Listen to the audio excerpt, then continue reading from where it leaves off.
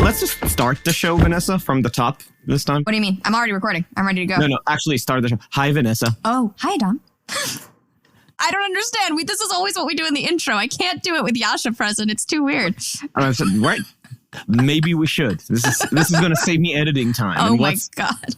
What's better than save a Dom editing time? We have Yascha Mounk with us, and we have him literally with us because we're not pre-recording this intro because I just truly see no reason. Is this an honor or punishment? I'm not sure. I'm not either. We'll see. We'll see how it turns out. Well, first of all, why can't it be both? In certain cultures, the honor is to be eaten. So I went on a Satanist podcast a little while ago, and I was a little apprehensive about it. I was expecting that kind of thing. It was a very thoughtful, interesting interview with a really great guy. But I guess I should have been prepared for cannibalism on this podcast. All right. I know. Well, it's uncertain things. So you never know what you're going to get, apparently.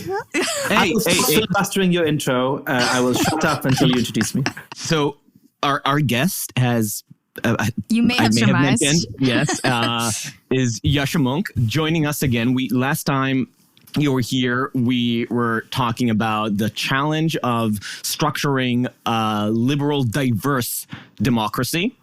And I think this was one of our most enjoyable conversations. And you, dear listener, should definitely go back to this because the thorniness that Yascha was unpacking in his previous book on what constitutes a diverse democracy, why it's important, and why they're difficult to maintain. And why they're difficult to maintain. And especially the difficult part was the heart of the conversation. It was splendidly done in the book, and the conversation, started our whole tangent, our whole since to be tangent about the secret sauce of oppression as a glue for society, which I still haven't figured out what I personally think about, but. We are here to argue about your new book, which is The Identity Trap, a story of ideas and power in our time. To give it a quick primer before we dive in, tell me if I'm doing this wrong, but I see your mission in this book as bringing together all the theoretical underpinning of the current identitarian mess that we are living through, on the left specifically. You observe this phenomena that has been given many names throughout the past 10, 20 years, and you try to put it into one theoretical framework, seeing it as the identity synthesis. And you go back to see how the theoretical currents of postmodernism have evolved into what we have today, but also how changes in media and technology, in politics, have shaped it into something very, very different from what the original theoretical authors of what might be considered the theoretical progenitors of this movement have intended. Why, as a current political movement, it's self-contradictory and bound to fail, or at least to self-destruct, and why the real answer is, as we always like, rediscovering liberal democracy. Did I give a fair primer? You summarized the whole book. I'm going to send you on book tour instead of me. No, that's I think that's a great primer. So before asking the first question, this intro done, first question is coming. I promise you'll get to talk to in this podcast. But I just wanted to put in a small rant in advance so you'll understand where I'm coming from. This is a very minor, stupid shoulder chip that I have with this entire conversation in the U.S. I have this personal grudge of the guy who's been writing about this bullshit for almost 15 years. And when I started writing about this, and when I say bullshit, to be fair, I really love the theoretical underpinnings. I loved looking at to see how the theoretical work from the 60s has evolved, how Foucault got misread and all that, and we're going to talk about all this, and how this evolved from a really weird marginal movement into something that is actually shaping at least half of the country, if not the entirety of our current political state. And I still remember the scorn of colleagues and scoffs back 12, 15 years ago when I was trying to write about this as, but what's the point? You are dealing with the fringes of the fringe. There's no value in looking at this point except for them being interesting. And I said, like, well, even if so, it's interesting, right? I don't know if it's going to shape anything in the real world.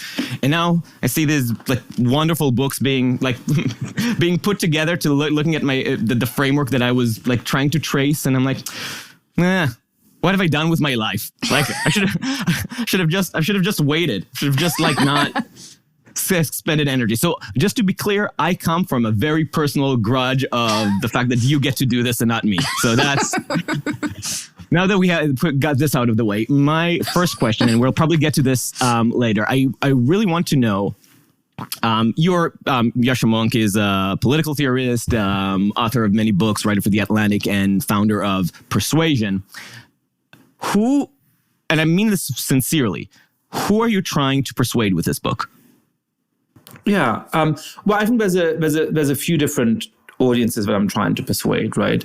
One is that I think there's generally a lot of people who are attracted to elements of what I call the identity synthesis, or what more broadly is called wokeness, which is a term that is not very helpful for various reasons, because they are genuinely morally outraged by the deep injustices in American history and the history of many other democracies, and who are therefore deeply pulled to an ideology which claims of itself that it alone is the recipe for how, in a radical, uncompromising way, to get over those kinds of injustices. And at the same time, I think a lot of people see that the way in which this ideology is playing out in our public sphere and is being applied in many of our institutions, and many of the institutions of which we're part of in a kind of progressive milieu, just doesn't seem to be going so great.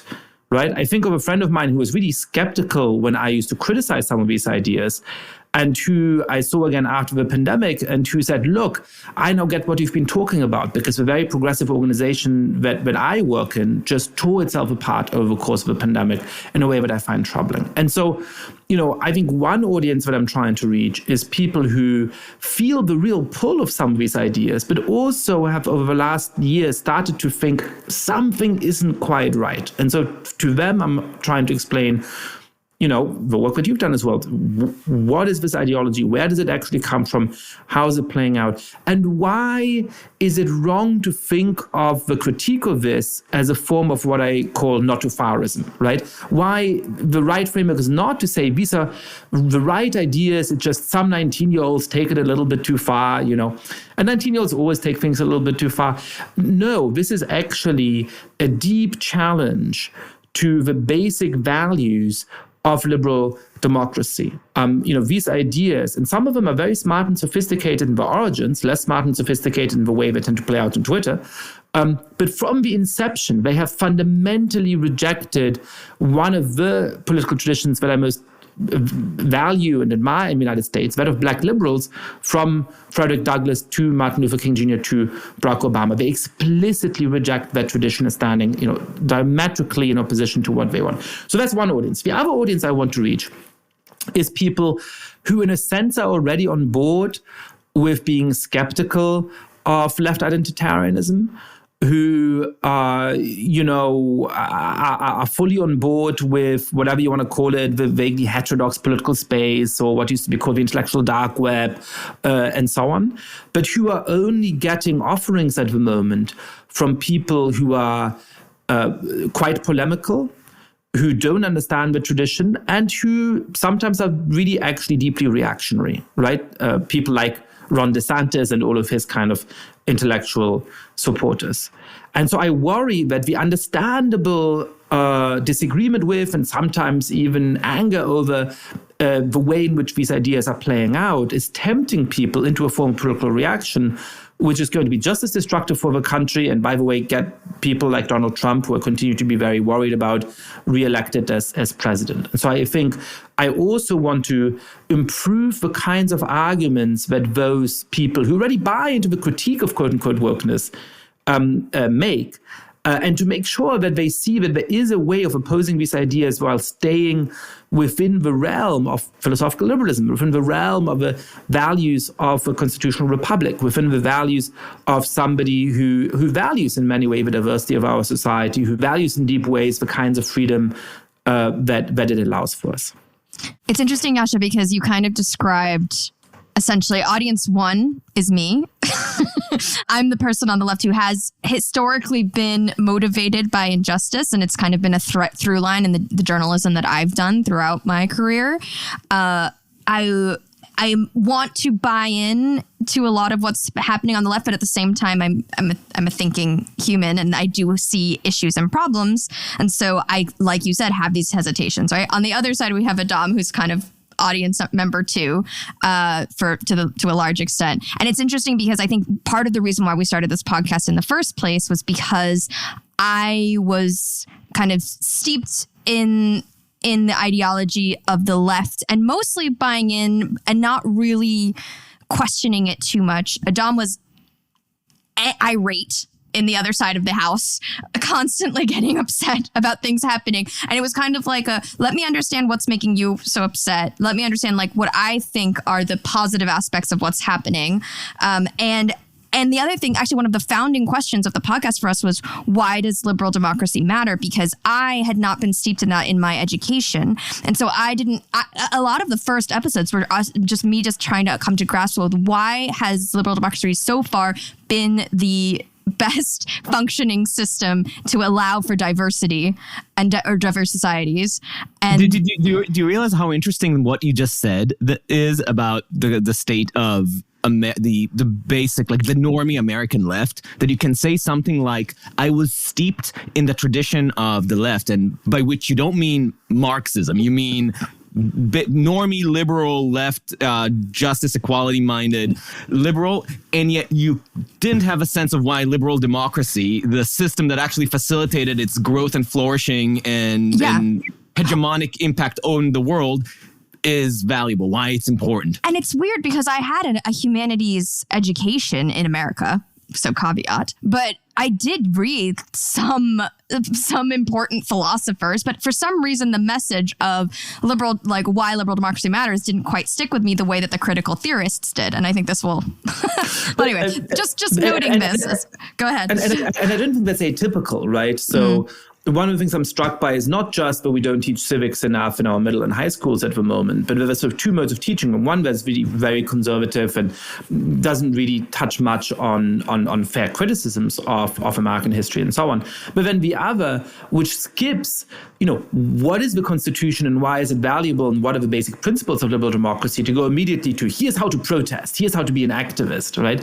And I found that even, I taught parts of a book this summer to some undergrads at an Ivy League university, and the kids are all right. I mean, their starting assumptions are far more identitarian or far more quote unquote woke than mine are, but the great majority of students are very open to having real discussion and real debate on these subjects, and they're really grateful to have serious conversations about these things that otherwise is just assumed in the university education in many corners, especially in the kind of administrative trainings they get.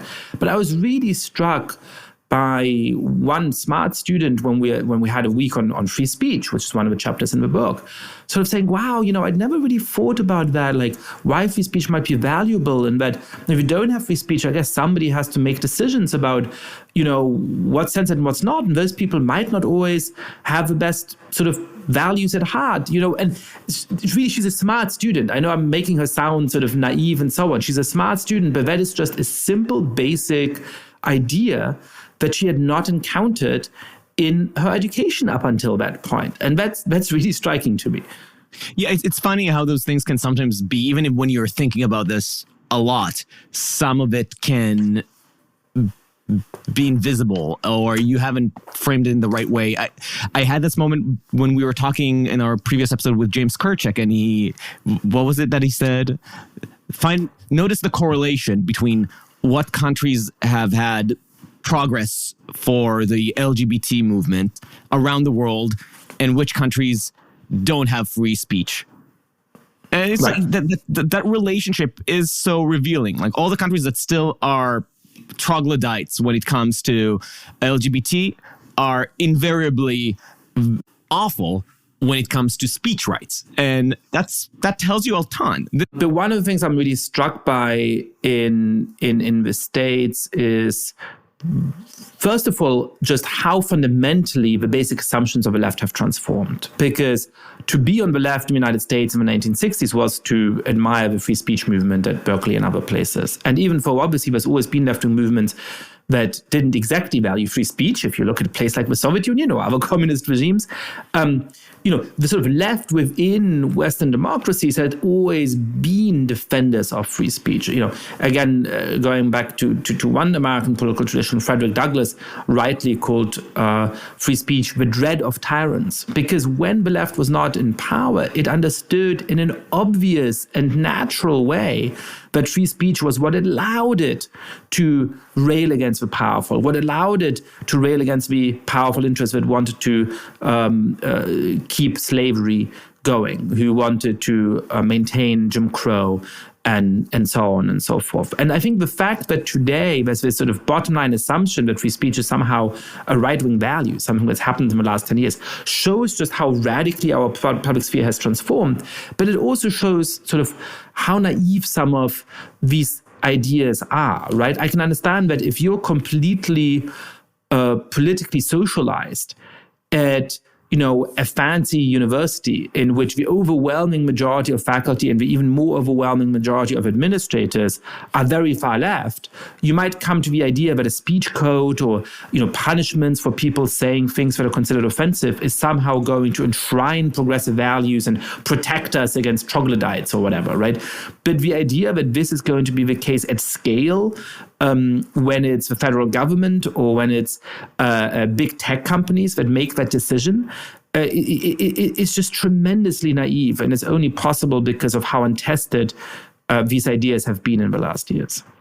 This connection between naivete, I think, and intentionality is kind of interesting. I think I don't want to get into it right now, but I want to tease it up for later. So go ahead, Adam. To conclude on the potential audience, there's a whole conversation that I don't think we can get to because I want to start getting to the stages of your book and even talk a little bit about Foucault. But the other audience, the people who are, call it woke skeptic, writing to them in order to try to de-radicalize them from turning to DeSantis is another interesting thing that's happening in our culture, and I think another part of the motivations in this podcast. But to me, the idea that somebody who reviles the left because of its illiberalism and then turns to DeSantis and at the extremes of Viktor Orban, I am not convinced that these people can be reached by recontextualizing of the history of these ideas, because I think that once you've made that switch in your head, in the same way that on the left, once you've made that switch in your head to rebel, that liberalism is the problem, because what I'm interested in is results and not necessarily the underlying values, the shared values. Basically, you've broken away from a liberal conception of pluralism into I want my faction to go to what it wants.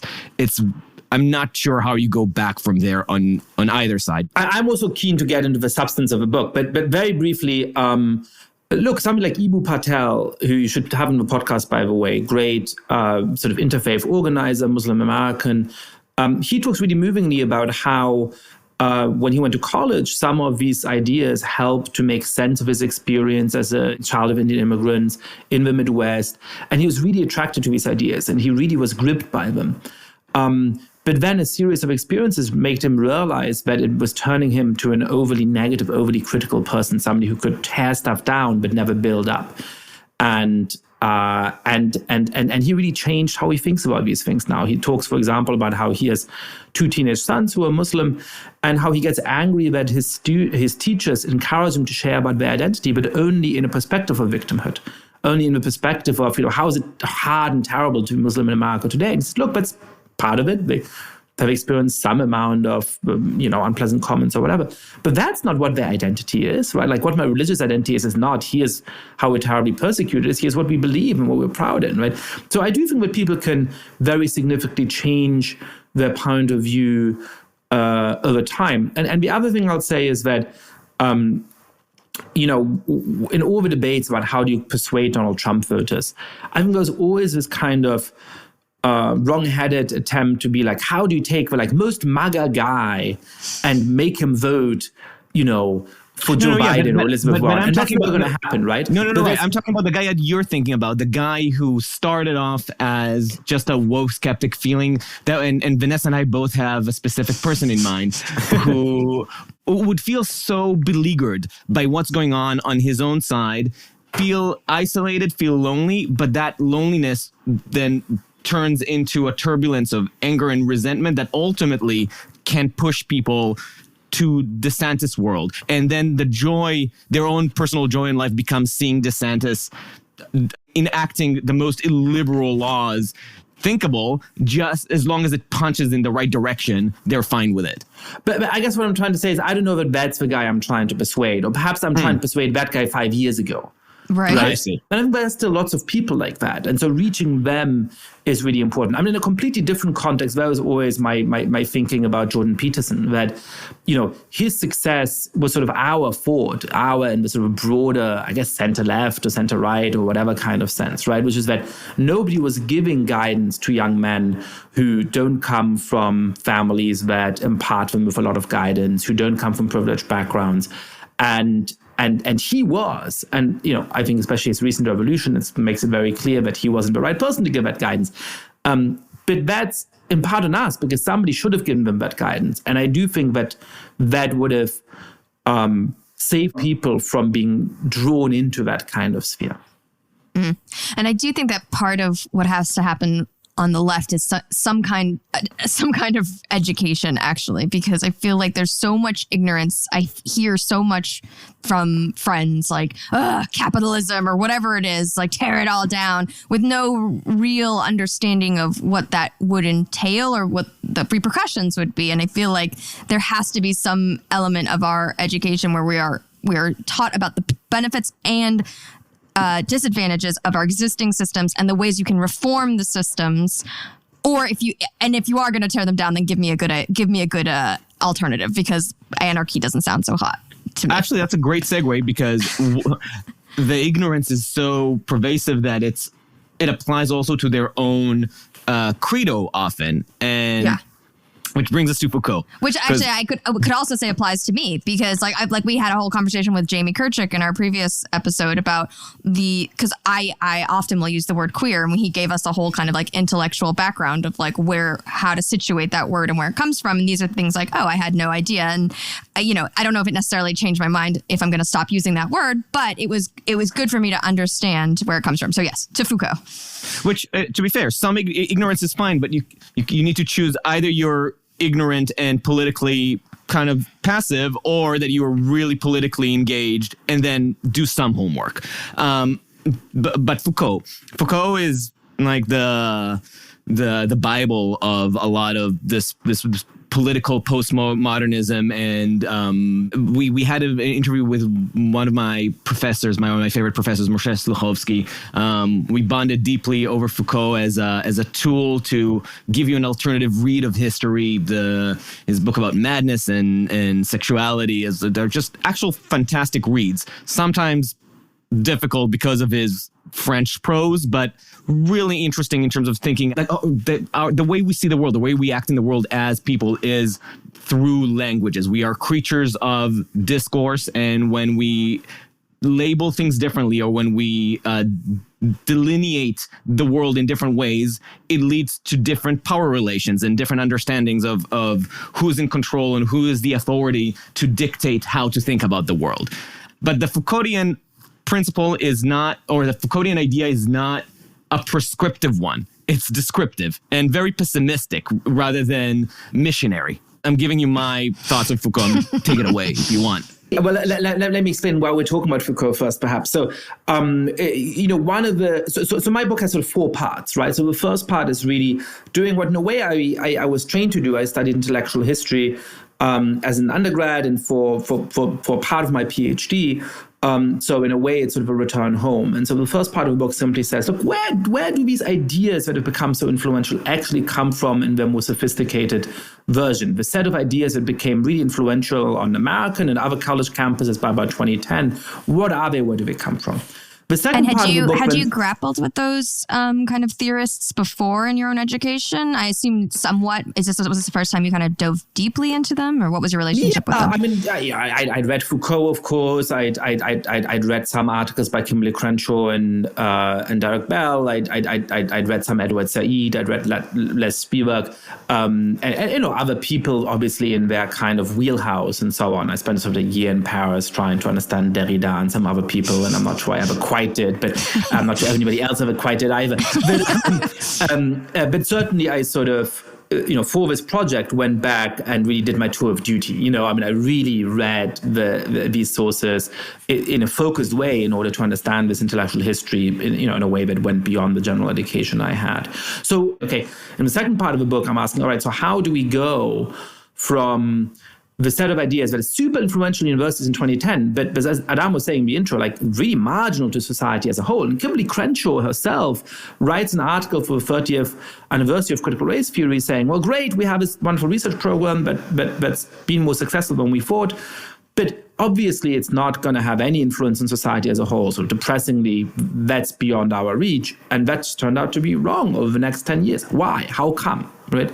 The third part of the book is really thinking about and critically assessing from a philosophical perspective the main applications of these ideas to areas from a standpoint theory to cultural appropriation to free speech to what I'm calling progressive separatism in education to race-sensitive public policy and other topics besides. And then the fourth part really makes a defense of philosophical liberalism, explains how philosophical liberals can respond to the fundamental critiques lobbed at them from within the identitarian tradition and why liberalism is valuable. So to go back to part one, when you read most of the accounts that are now coming out about the intellectual origins of these ideas, and there still aren't really people trained in intellectual history who've done this. They broadly argue that it's a form of cultural Marxism, right? This is Chris Rufo's term for it, for example. By the way, don't trigger me. Don't trigger me. That's my point about the 15 years. It's 15 years of taking it from the intellectual history. So right. You're looking me in the eyes and saying, nobody successful has done it.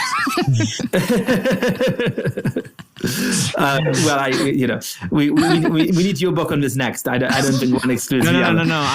I cede to obscurity, but also truly, like I said, the great thing about this book is that I kept looking for moments that I can snob and say, you missed this detail. Like, no, you got the nuances. But your point about Chris Rufo, people who come from intellectual history and see how Chris Rufo would say, oh, these are just children of Foucault. It's like, man. He partially says children of Foucault, but he partially just says it's sort of like, you just take a sort of straightforward orthodox Marxist in 1920 or something, and you take out the element of class and you put in the element of identity, of different identity categories, and that's what you get. There's some structural similarities between Marxism and the identity synthesis, and they're basically owed to the fact that both of them are responses to liberalism, and some of the core claims of each of the traditions are responses to liberalism, and that's where the structural similarity comes from. So I think of them as sort of in the same way in which wings of birds and wings of butterflies have structural similarities, even though they're not in fact descended from each other. There's some structural similarities between Marxism and the identity synthesis, but they're not because they're descended from each other.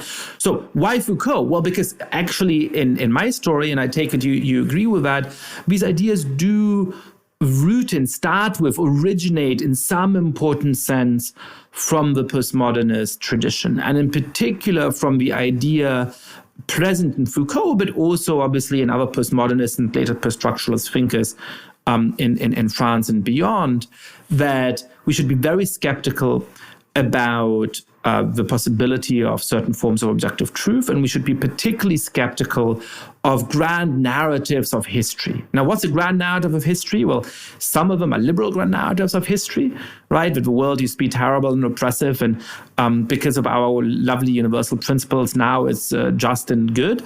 That's a grand narrative that Foucault is very skeptical of, but also the Marxist grand narrative, right? Foucault himself becomes a member of the French Communist Party, which is really steered by Moscow in 1950, but he starts to chafe against it very deeply. He hates it, and by 1953 he leaves it.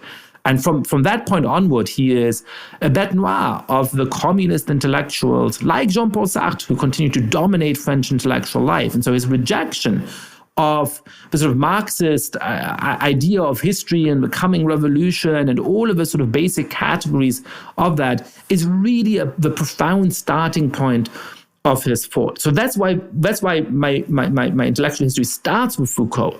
As you've anticipated, and we can talk through the different moves of how that happens, I think that the way in which Foucault is now invoked and used, what became of his ideas, is something that he himself would probably be quite horrified by. He passed away a little bit too early for us to say that with absolute certainty, but I think that if you understand his work with subtlety, you can both see how it provided some of the intellectual foundations for the identity synthesis, and how sort of by turns people move away from key parts of it in such a way that they actually realize some of Foucault's greatest nightmares. So one of the famous images from Foucault's work is the idea of a panopticon, originally suggested by James Mill, in which, a prison guard can look into all of the cells of the different prisoners because, he's sort of positioned in a watchtower in the middle of a prison, and all of the other cells are sort of arranged around him in a panopticon. And so the prisoner might sometimes be punished if he does something illegal, but most of the time he doesn't have to be punished, because never knowing when he might be being watched, he, in an act of anticipatory obedience, is going to self-discipline in order to make sure that he evades that kind of detection and punishment. When you look at some of the ways, especially a few years ago, that sort of the height of a policing culture of what people might think and say or even like on social media has led to sort of all kinds of witch hunts and so on, I think that is actually a modern day realization of that kind of panopticon, and I think Foucault would have hated it profoundly. And I want to scroll back. I think the interesting thing about Foucault, and what is seen both by shallow critics on the right and by some of the shallow practitioners on the left, as the reason why Foucault has wrought our current obsession with subjectivity is because he dismantled the idea of power existing in fundamental, I don't want to say objective, but in any language independent way. His part is in the moment of deconstructionism and all these literary theories. So he's thinking very deeply from the angle of language. But I think his version of it is one of the more persuasive arguments, is that everything we understand in the world in human relations is perceived through a linguistic mediator. And the lines that we draw to separate power relations are the way we understand our place in the world and our relation within societal hierarchies. And that is either very profound or very obvious. In the profound sense, that's something that cannot change. This is the creatures that we are. We will always see certain lines drawn in certain ways, and people will always be separated in certain ways, and which means that there will always be certain power relations in those systems. You can only replace or change who ends up being the authority that gets to say what's sane and what's not sane, what's within the circle and what's outside the circle. But ultimately, you don't get to be in a world where those distinctions are completely eradicated. And then you have the shallow version of it, which is, well, if everything is just a product of language, everything is construction, then we can completely reimagine the world based on our inner experience, and then you get shallow subjectivity. I think this line of understanding that there is deep, meaningful thought in postmodernism that is worth engaging, that is worth thinking about, and that is worth using to challenge some of our own assumptions and use to think about the status quo in critical ways, even to use more leftist terms, to be able to identify where there are injustices that we might be blind to at the current moment. It's a very useful tool and shouldn't be tossed away just because the children of Foucault are morons who've probably never really engaged with Foucault in a serious way. And also Foucault is a very flawed person. Like, we don't need to put him on a pedestal either. But the question is, how do we slide from a place where this really profound ideas that can get academics excited and can write many essays arguing about the nuances of how to apply this as a theory and where he gets things right or where he gets things wrong and how nonsensical some of his historical assumptions are, to a place where this kind of becomes a new theological or at least teleological foundation for some of the most powerful activists in one of the most powerful countries in the world. Right? This is their operating system now in its shallow form. How do we make this pivot? Yeah, so that's sort of what I try to answer in the book. First at the intellectual sort of level, and then the more popularized and the vulgarized level, right? But the first sort of set of moves is that there's these two things that I agree with you can be valuable in Foucault, which become really attractive to various people fighting against injustices, but also become an obstacle to them, right? And so the first is this idea of power really being structured by discourses, right? So when you ask somebody, a high schooler, a smart high schooler, what's political power? They will say, well, there's a president or a prime minister, and there's an army, and there's laws, and they exercise political power. And perhaps we have some control over them in a democracy, right? But basically the power travels from the top down. There's a state that tells you what to do, and perhaps we have some control over the state as well. But that's really the realm in which power adheres. For somebody like Foucault, that is certainly true, but it's sort of not the most profound way of thinking about power. Really, the way that we exercise power is through these political and other kinds of cultural discourses. And so even this podcast is a form of exercise of power. We're exercising power over each other in the kind of way we frame and talk about things. And really, when you're thinking about forms of oppression, you should be really attuned to ways in which these kinds of discourses might be oppressive, right? And I think that's certainly plausible. Certainly there's a truth to this. The second key point in Foucault is about identity, right? I mean, Foucault is what we in our language today would call gay or homosexual. But Foucault himself thought that that was too constraining a label, that there was a way of trying to categorize and label human sexuality that was in many ways misleading, but was actually quite a modern invention according to him. And this was the starting point for him to be deeply skeptical of identity categories in general, right? He thought that it was unhelpful to think about the world in terms of those categories because they always reduced people to some kind of imagined essence that they might not in fact have, that they might not share, that they might not define themselves by, right? And so after the starting point, I think the next important move that helps to make up the identity synthesis is the reception of these postmodernist ideas by the post-colonial tradition, and by two figures in particular. The first is Edward Said, who uses Foucault's form of discourse critique in order to say, hey, historically, the West has exercised all of this power over the quote-unquote Orient. And they've done that in part by justifying their rule, by saying there's something about the Oriental mind, which means that it's immature, that it's in need of governing from enlightened Westerners or whatever, right? And so here we see a very political use at a large scale of the kind of discourse that Foucault was talking about.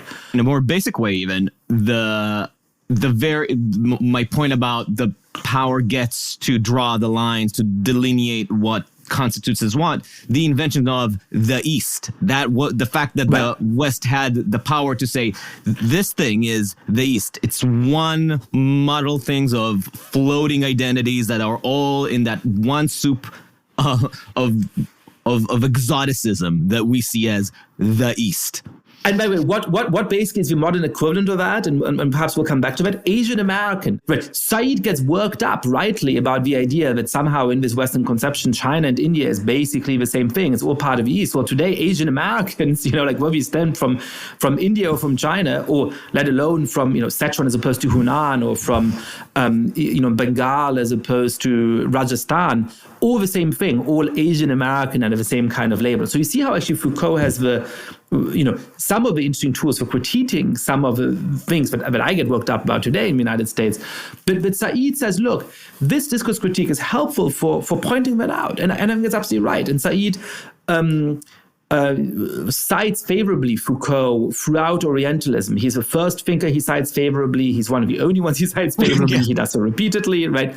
But afterwards, he starts to become more critical of Foucault, because he does start to have his reading of Foucault as being very quietist, as saying, look, there's no real change you can make. All you can do is disrupt a discourse, and then it'll be constituted in a different way, and it'll be just as oppressive as it was before. And so Said and his followers say, no, the point of this discourse critique is political change and power, right? Why are we complaining about Orientalism? Because we think that once you have criticized these kind of discourses, that gives the resources to people who have been Orientalized to fight back against this. And that's going to help us, fight colonialism and post-colonization or neo-colonial attitudes and so on and so forth. This is a plausible thought, and it becomes, just to say, lay a seed, it becomes one of the key moves that you then see in a vulgarized, popularized version today, where what is it to be a good feminist? It's not to fight for certain legal changes and so on. It might be that too, but it's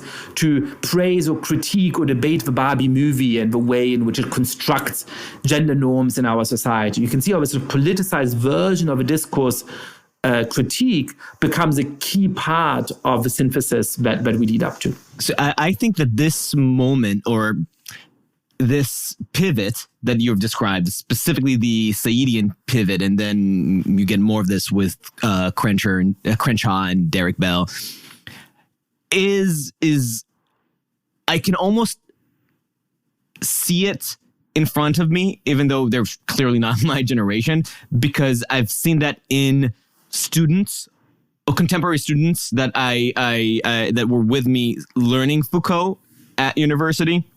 Because Foucault, if you read him seriously, as I mentioned before, is descriptive, not prescriptive, and that leads to a deep pessimism about the human condition.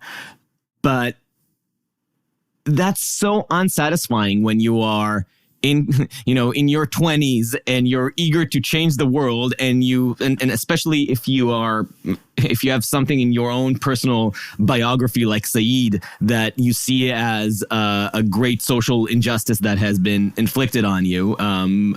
But even if you're just surrounded by injustice or attuned to it, but especially I think if you have something in your personal biography to draw on, and you feel like, no, I can't let that lead me to passivity. I see the power in this idea, and I see how this is letting me see certain things more clearly. But surely I can then turn this around or tune it into something that will let me change the status quo, or at least upturn it.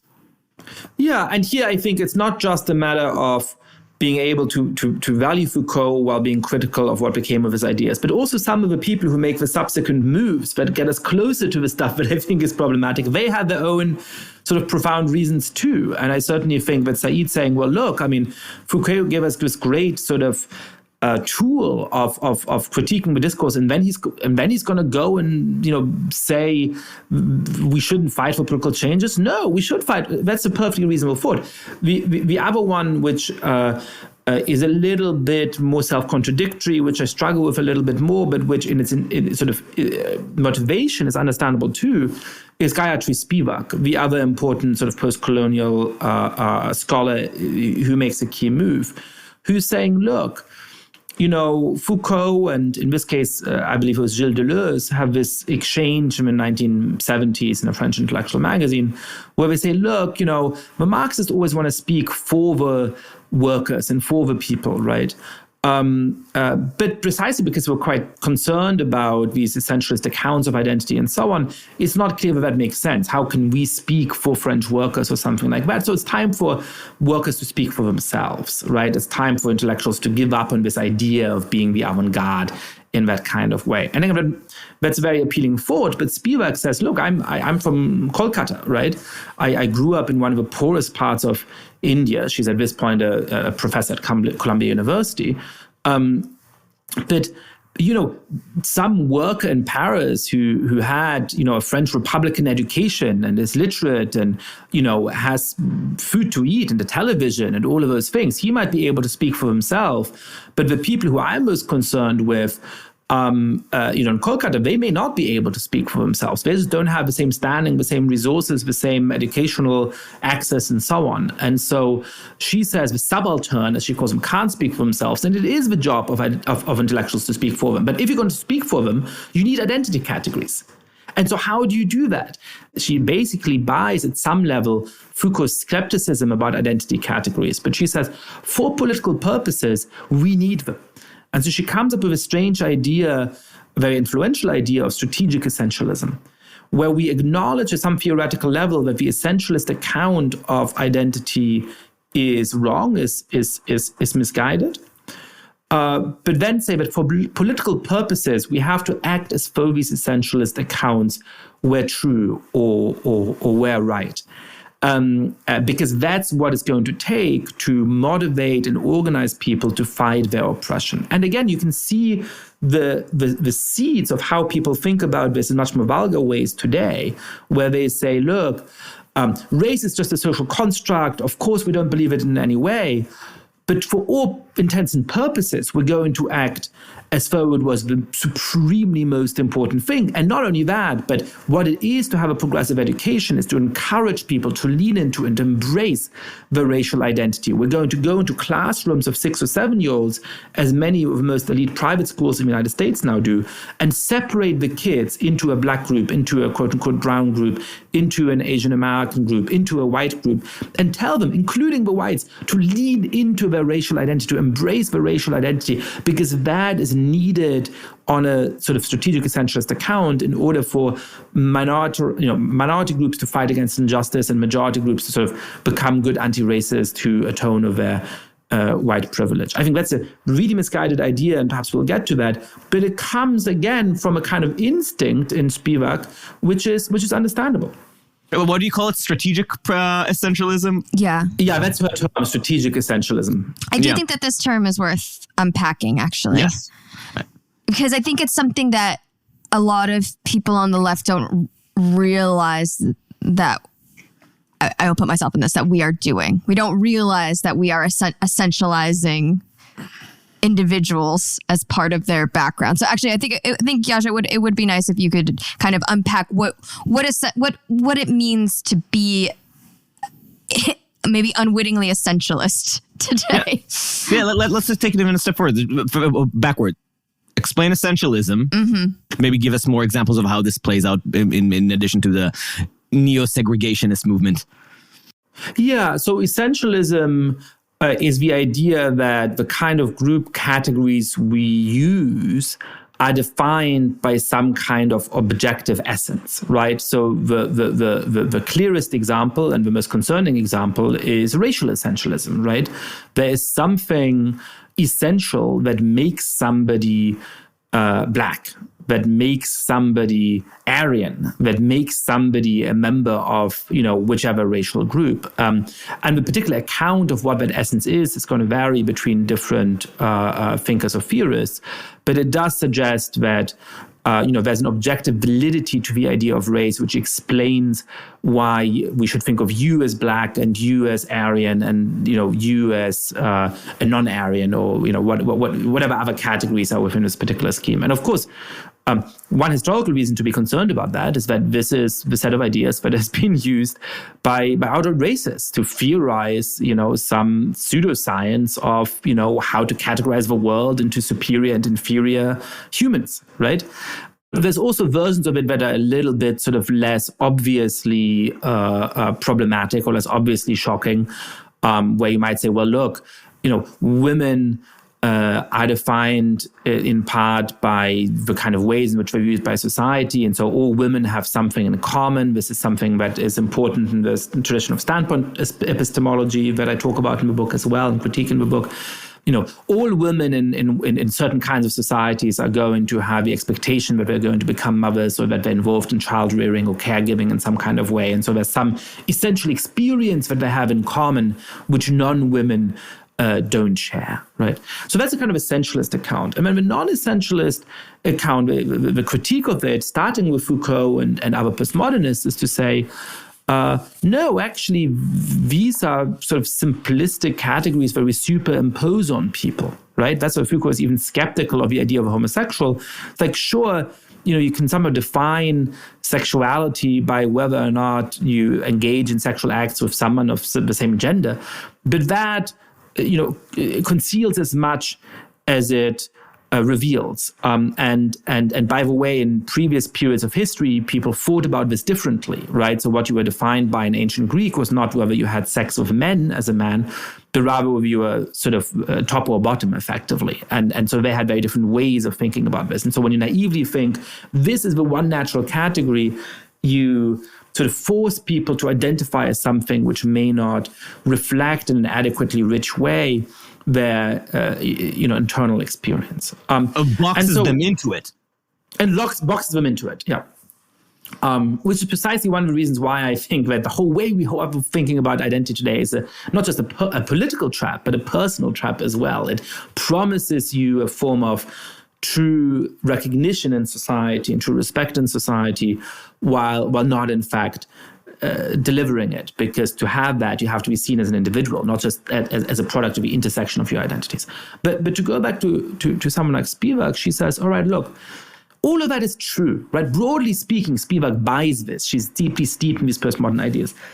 But politically, this is a disaster because you do want women to be able to go and stand up and fight for their rights. And you do want people in India to go and be able to rebel against a global economic system that is supposedly keeping them poor or whatever, right? And again, there's something sort of really intuitive to that thought. And so she says, look, even as we retain this awareness that at some philosophical level, essentialism is wrong, we sort of have to act as though that truth weren't there in certain kinds of political context in order, if you are treated as though you were essentially a member of a group, and that's why you experience the advantages, then it's good for you to become aware of that and lean into that consciousness in order to fight back against it. There's a very interesting example of that she gives at the time. And it's interesting because it shows you some of the pitfalls potentially of essentialism, which she says, look, take women, right? Women aren't just their genitals,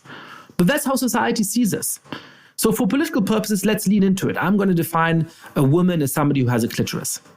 Now, today, that sounds like a very provocative statement that many people would disagree with. But that, precisely you might think is part of a problem of essentialism, that in order to have these clean categories, you always have to simplify in ways that might actually exclude people that don't want to be a part of that category, or that includes people who want to be excluded from that category, and that's going to be true, basically across the range of socially significant groups, including such things as, do we think of you as Black? Do we think of you as Jewish? Do we think of you, as this or that, as a homosexual, and so on. I just want to criticize that not necessarily criticize, but point out that even to accept that Spivak's argument makes intuitive sense requires granting some fundamental criticism of liberalism. In order for this to make intuitive sense to you need to buy into the idea that individualism is politically isolating. That individualism means that you are, or either by design, by nefarious power design, or by effect, turns people into political monads that can't coordinate in order to challenge the status quo, and that this is why individualism is just a tool of status quoism, which is Enlightenment, white, European status quoism. And I think that's a big assumption. It has a Manichaean element that thinks that either identity groups are full-on essentialist associations and can't be voluntary and can't be soft affinities, but they have to be something deeply something that you associate with your blood, with your phenotypes, with your core identity, not just something that you can voluntarily opt into, or they don't exist at all. That's my problem. Yeah, I think that there's a middle path that liberals can recognize, which is why I don't describe myself as an opponent of identity politics. I oppose a lot of the forms that identity politics has today, but I recognize some legitimate forms of identity politics, right? I mean, the most trivial example, its influence is sometimes not positive, but something like the American Association of Retired People, AARP, RP, has a lot of political influence. And I mean, there's nothing wrong with saying, hey, there's particular kinds of interests that elderly people have or retired people have, and, we're going to organize and fight for those interests. In the same way, I think that certainly a recognition of the history of the United States and the ongoing existence of certain forms of discrimination makes it perfectly understandable and legible that, even very individualistic Black Americans will say, well, we have to have some awareness of what it means in the society to be Black and some self-identification as Black. Perhaps we want a society, and that's only one option, where this stuff matters so little that we're not even going to think of ourselves as Black anymore in, however many generations. But, to fight the kind of injustice that we encounter, we do have to have an awareness that that's how we're treated. And even a sort of scrupulously liberal thinker about identity like Kwame Anthony Appiah thinks of identity as being in part sort of self-defined, but in part defined by the assumptions that people make about you and the kind of norms they impose on you from the outside. So I don't think there's anything, to speak in a more personal way, having grown up Jewish in Germany, I think part of my I don't come from a religious family. I don't go to synagogue. I don't really partake in religious rituals. But part of what made me a Jew is that I was seen as a Jew, right? That if I mentioned certain facts about myself, that made people treat me as a Jew. And so I think, to say, hey, there may not really be an essentialist account of what all of these identity groups are, and we should be somewhat careful about them. But for certain political purposes, it's important that people recognize that that's how they're treated at, and that explains the situation they're in, and therefore they should organize to fight back against them. That's plausible. The question is, what kind of society do you then want to aim for, right? And there perhaps we get to the next step in the argument. Right. Yeah. And I want to stick on this just for another second, because I just think that account as you just given it, that's not new. You did not need postmodernism to get there. That was embedded in the idea of pluralism. You've just shifted from the birth of liberalism was in response to religious war, but people's association with religion at the time was identity based. It was not just I select my faith from a menu of available options. It was I'm born Catholic or I'm born Protestant, and therefore I'm going to kill anybody who is not part of my affinity group. It was the same type of identity politics. That's why I always wince a little when I back in 2018. Ezra Klein would argue that the criticism of identity politics is unfair because all politics is identity politics. Well, broadly defined, yes, that's true, because all politics is a politics of affinities and group and coalitions, and often you select your coalition not just based on Marxist economic power associations, but also because of who you were born to and how your group is viewed in the rest of the world. All that is true, but what Spivak was doing was taking it a step further, because she had deep skepticism of the ability of liberal individualism to create meaningful political associations based on an identity that is not indelible.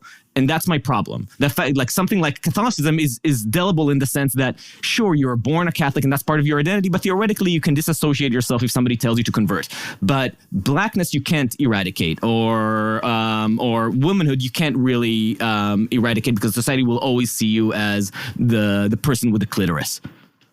So I very much agree with the larger analytical point you're making. And a lot of the project of this book is to point out that you can take injustice based on things like race very seriously, and you can fight passionately to remedy those kinds of injustices without falling into the identity trap, without embracing the core ideas of the identity synthesis as they constitute today. And that in fact, universal values and neutral rules have often inspired the most powerful motivation for those things. That, Martin Luther King Jr. in the Civil Rights Movement pointed out that the check that African Americans had been written by the Bank of Justice, was invalid. But he didn't say, rip up that check, as other theorists like Derek Bell basically said. He said, we are going to demand that this check be honored. Right? And so I agree with you profoundly that liberalism has always had the resources and continues to have the resources to allow groups that are discriminated against to make those demands, and that even though we're far from perfection, we've made tremendous progress in that direction exactly for that reason. And I agree with you that the thinkers I'm thinking through in the first part of his book disagree with me on that. That's why they've always been enemies of liberalism, because they think that liberalism does not do that sufficiently. Just on Spivak herself, because I do want to be fair to these thinkers, I think she's a little bit more ambivalent than you allow. Right. I think the way in which people today use strategic essentialism, sometimes naming the term, sometimes without naming the term, is Manichaean in that kind of way. It's like, of course, race is a social construct, but everything is determined by race, right? People like Ibram X. Kendi or Robin DiAngelo, who really are Manichaeans in that way, right? DiAngelo says that anytime a white person drops a black person, they're bringing the entire apparatus of white supremacy to bear on them. Well, that tells me that DiAngelo has never had a black friend, because part of being friends, part of having a podcast like this, where we interrupt each other all the damn time, right? Because that's actually sometimes because we disagree with each other, sometimes because we're affirming each other, right?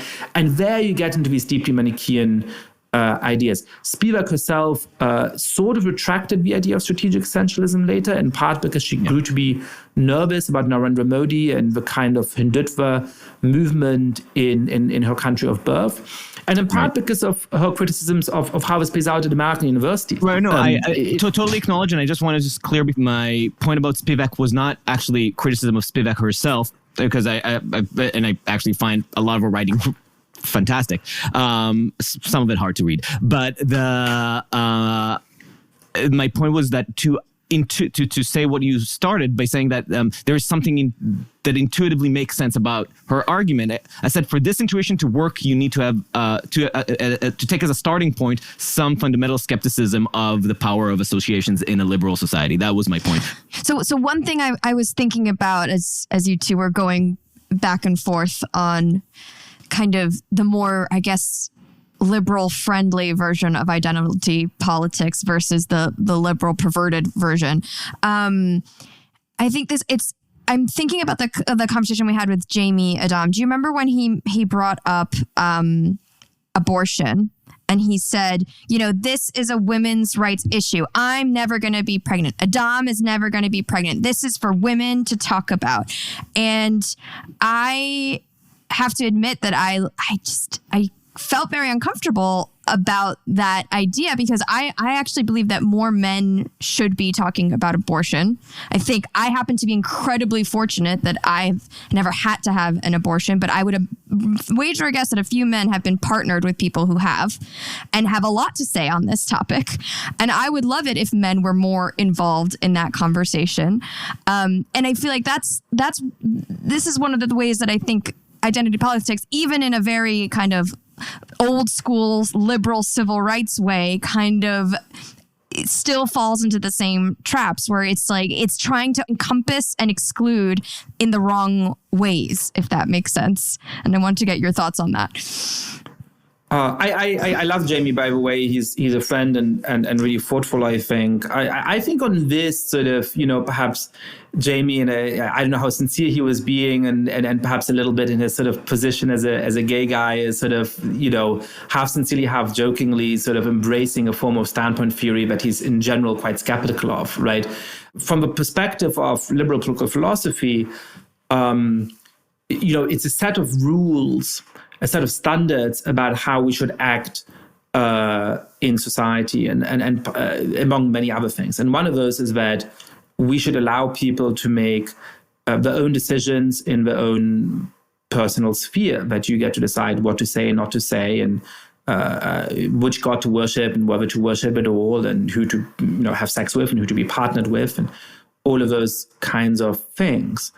One thing that neither liberalism nor any other philosophy can answer in a general abstract way is, where are the boundaries of that moral community, right? Who's included in that moral community and who's not? Is an animal included in that kind of moral community? To what extent are people who live beyond your own borders included in the basic forms of solidarity that you maintain within a liberal democracy? Or in this case, what is the moral status of a fetus? And so I guess I would disagree with Jamie, because I actually think that is, a substantive philosophical moral question. From what moment on does unborn life count as having significant rights that are worthy of protection as a society? Now, in my mind, it is implausible to say that that's true 5 days in. It's also implausible to say that isn't true, 10 minutes before giving birth, right? And so where does that line lie, and how do you then trade off between the profound interest that women have in control over their reproductive rights and their own bodies, but also the kind of moral obligations we do potentially have towards unborn life at the later stages of gestation? I think that's just a profound, significant moral question that you're never going to be able to sort of swipe away with, any kind of political principle. And I think that therefore is a question which I, as a man, am implicated as well as women. Now, I understand that women have, certain kinds of experiences that give them certain forms of insight into this question that I don't have, and I certainly feel a responsibility to listen to them and their kind of claims in a serious way. But I guess on this point, I would disagree with Jamie, that that's just something for women to talk about and decide. I don't think that's true. And by the way, one of the things, interestingly, on the empirical level in the United States, is that we tend to think of public opinion as being really polarized on gender lines on this issue. But that is not the case. Actually, men and women tend to have very, very similar views on this. It is sometimes, in the progressive end, but also actually on the conservative end, it is something where perhaps women give a higher priority to the issue. They're more exercised by the issue for obvious, understandable reasons. But the distribution of views is not particularly polarized on gender lines about this topic in the United States, which is sort of interesting. Mm-hmm. And to be fair to Jamie, I don't think he was saying that, men can't partake in conversation. Jamie would never want to censor anyone from speaking on any topic. That's definitely not his bag. But I think he was saying that this is a women's rights issue. And if we don't consider it a women's rights issue, we're essentially kind of erasing a lot of what women have fought for, if I'm hopefully encapsulating his argument well. So I just wanted to clarify that, that's where the distinction lied, like when it comes to political action. And perhaps that's just, the way that I would frame that is that, one of the parts of a trade-off which makes this so difficult is that, clearly you look at a 7-month-old fetus and some serious interest must be paid to the interest of that living being. Especially this is a point that should be obvious to people who are deeply progressive, who are very worried about drinking, some of them, right, if you're vegan, about drinking milk that was produced by, a living animal. And when you look at a 7-month-old fetus and say there's no interest there at all, that strikes me as really quite peculiar and hard to reconcile. But then on the other side of that is the profound interest in human freedom and having control of your own fate and of your reproductive rights. And that obviously is something where then there's a question about, do you describe that as being the interest of women, or in the context of questions about trans stuff, do you sort of erase that? And I assume that Jamie in part was exercised by saying, no. The way to understand that countervailing interest here is about the interests of women. Yeah. That is a natural way of talking about that. Yeah, I think that's right. Okay, well, to be continued. Yes, to be continued. We'll have a whole other episode coming out soon as the second parter of this identity politics conversation. And if you're not already subscribed, please subscribe to uncertain.substack.com or wherever you get your podcasts, and share us with your friends and enemies. If you really want to support us, give us a 5-star review on Apple Podcasts or some schmeckles on the Substack. Until next time, stay sane.